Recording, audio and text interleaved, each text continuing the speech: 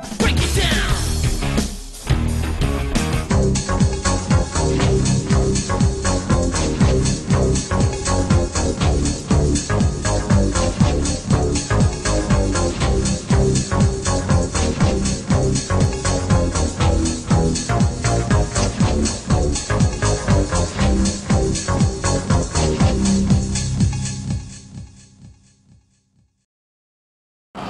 Hello everybody, welcome to another installment of Forgotten Legends. Today we are spotlighting the Italian Superman, the living legend. No, not Larry Zbyszko.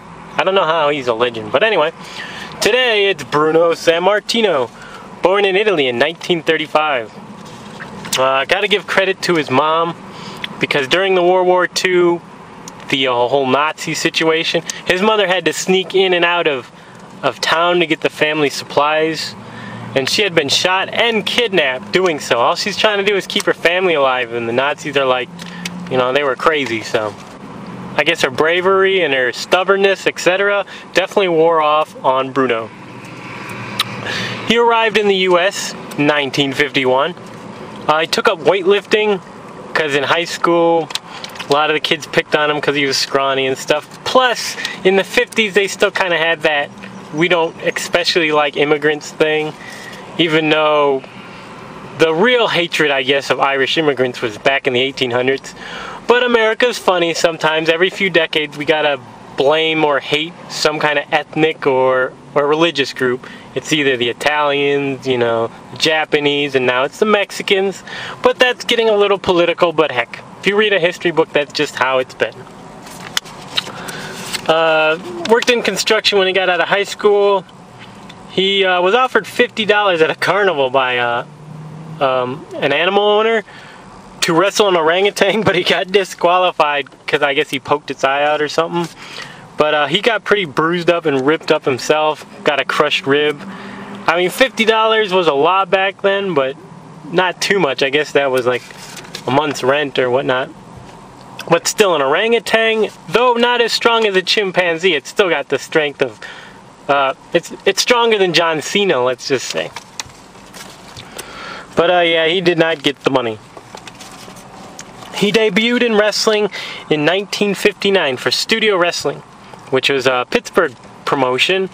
He was in there for about a decade. He also kind of was the owner. He did the owner job, kind of a booker, but he also wrestled too, while being in the WWF, which he started in 1960. A lot of people went through Studio Wrestling: Bill Watts, Gorilla Monsoon, the famous, you know, 70s, 80s stars, I guess you'd say, 60s as well.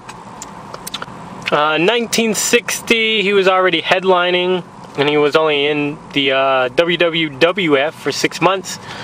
Incident of note was the Garibaldi incident, where he, after a body slam, Garibaldi, his eyes had rolled up in his head and he was later pronounced dead in the ring. So that kind of upset Bruno for, you know, a few years, like, oh man, I killed a guy in the ring. But one issue to take note is, back then, I'm not going to say wrestlers were not in shape, but they would be strong but have like fat on them. They weren't as, well, heck, just look at Dusty Rhodes. That was kind of the style of the wrestler. I'm not going to say they were out of shape, they were just not as active outside the ring. They would be brawlers, but they weren't as toned. They obviously weren't as health conscious, but back then a lot of things were known. So that could have played. Just check out Bruno's his stats here. He's 5 PWI matches of the year. He headlined in Madison Square Garden at least 200 times. Take that, John Cena and Triple H. Vince, you're going to put Koko B. Ware, that's right, I'm bringing this up again. You're going to put Koko B. Ware in the Hall of Fame before Bruno? Now, you could keep Koko B. Ware in the Hall of Fame, whatever. But the mere fact you're putting him in, or you had put him in, and you were going to put the Ultimate Warrior in, I heard, before Bruno. Bruno's like the outline. He paved the way for people like Hulk Hogan. He was like the original Hulk Hogan. Of course, he could wrestle. Although back then they didn't do a lot of fancy moves, he could still wrestle better than Hogan because he actually did suplexes. Though they were basic moves, I mean, at least he didn't do stupid things like leg drops. Anyway, I digress.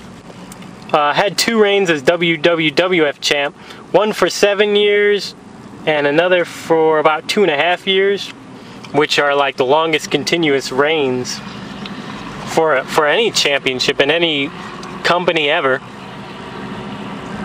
The people he's defeated or faced throughout his career: Nature Boy Buddy Rogers, Haystack Calhoun, Killer Kowalski, Gorilla Monsoon, George the Animal Steel, Pedro Morales, Superstar Billy Graham, Freddie Blassie, Bill Watts, Harley Race, Stan Henson, Stan Stasiak, the guy that held the belt for like, what, a week?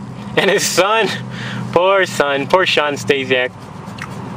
And the only reason I watched him is because Stacy Keibler was like his manager for a while. But honestly, Planet Stasiak and Larry Zbyszko, who turned on Bruno Sammartino, and this was back in the 1980, 79, which was a big deal back then, when people would turn on their friends, teachers, back when turns were, it's like, oh my goodness. I mean, it was personal, bloody. There was a lot of drama. Of course, this was before the internet and like cable television, so the news didn't spread around as much. It was way more shocking. Times have changed. But Bruno was a very decent wrestler, a very gritty, in-your-face kind of guy. He didn't like current Hall of Famer Antonio Inoki. Had problems with him. I was researching that. Haven't really found out what that was all about. But yeah, besides his PWI, I mean, he's in numerous Hall of Fames. Of course, not the WWE Hall of Fame, because Vince is like, how dare you blame me for wrestling? You're an ingrate. And Bruno's like, you ruined wrestling. You mainstreamed it. To be fair, Bruno, somebody would have came along if it wasn't Vince and would have, quote, mainstreamed wrestling. I mean, since cable was coming about in the 80s, etc., somebody would have took that and ran with it. And there were dumb gimmicky characters before, the WWF. But it's just a shame he's not in the Hall of Fame, and it's a shame he's not doing some kind of backstage role if he wanted to. I think if Bret Hart can forgive him in this whole situation, I'm just angry. Bruno is a very great wrestler. Can out wrestle John Cena, and this was back in the day when all they pretty much did is headlocks and suplexes were considered fancy, and drop kicks. But he still did a lot of moves. And what else? He had an audience with the Pope, and the most shocking moment of his career came in 1971 when Ivan Koloff beat him. I have a link in the description box to that. I mean, the audience was just like, oh my goodness, it's like somebody punched them or something. They were like, because even though back then, well, wrestling wasn't scripted, at least to the audience's knowledge back then. Whoever won was the better wrestler. But you should just, the reaction, they were like, oh my goodness, I can't believe this. And in closing, Bruno's last match was he teamed up with Hulk Hogan, the man he paved the way for, against One Man Gang and King Kong Bundy, in a winning affair. Overall, Bruno is a legend, and pretty much a forgotten one at that. And he needs to be in the WWE Hall of Fame, or at the very least, Vince McMahon needs to put out someone needs to put out an olive branch. He's getting older, and it'd just be a shame if this part of wrestling history faded away without some last respects.